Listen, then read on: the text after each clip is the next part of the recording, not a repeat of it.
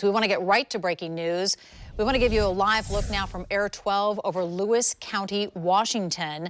This is where we are witness to an emergency situation. Take a look at all of that water and that car making its way through that high water at what appears to be a high rate of speed, at least for those conditions down there on the ground. Fox 12's Deborah Gill joins us now. She has been monitoring Air 12.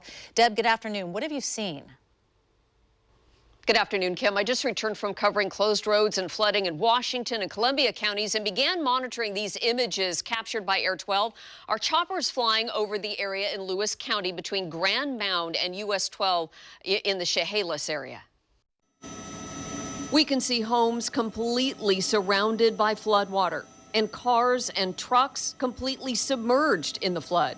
In town, business parking lots are covered. Washington Department of Transportation says a 20-mile stretch of I-5 in Lewis County between Grand Mound and Chehalis are closed due to flooding. You can see the backup created by this that stretches for miles as drivers have to make their way off the interstate to detour around the closure. But the most dramatic video here is seeing people stranded.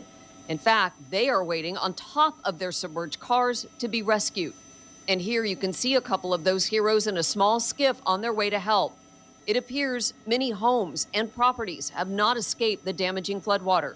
First responders are urging people to not try to drive through deep standing water. This car driver was lucky.